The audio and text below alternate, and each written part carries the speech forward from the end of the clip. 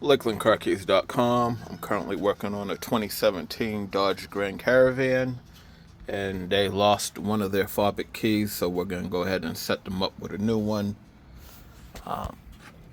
These are probably some of the easiest keys to program, but I'll walk you through it anyways. But yep, we're going to go ahead and grab our Autel and get on the vehicle and program it. Alright, now I'm sitting inside the vehicle, and this particular key is called a fobik key. This is what I would consider as a remote head key, or a remote key, because the remote's not the head of it. But these do come in proximity versions where it's push to start, and it will have a push to start button in this little hole here, which could be pulled out and the key could be stuck in the start. But this particular vehicle, like most of them, is not push to start. It's a stick it and turn.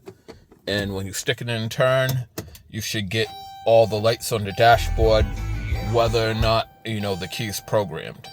Now down here flashing, we have our immobilizer light. And when we turn the key to the on position, this should come on for about 3 to 4 seconds and then go out. And that will tell you that your remote is programmed to the car. Alright, from the main screen of my Autel IM508, I am going to go into Immobilizer. I do have my hotspot Wi-Fi on, and I am going to go ahead and auto detect the VIN number. Alright, and then we can go ahead and select Dodge. Select OK. Okay, we got our VIN number, and then we'll let it connect and decode the information.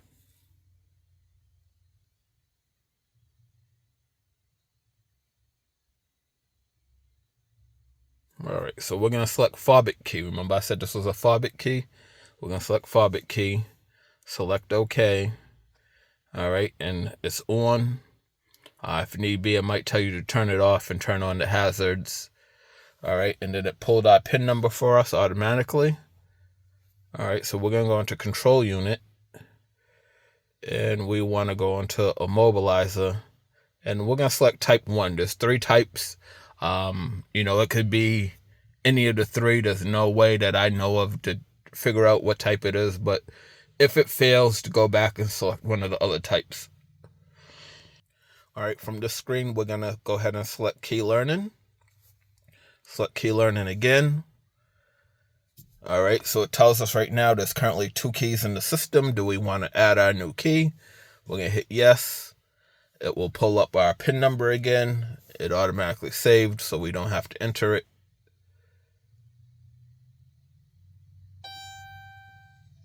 And we can hear it, and that was successful. We now have 3 keys in the system. Alright, we're going to hit no because we don't want to learn the next key.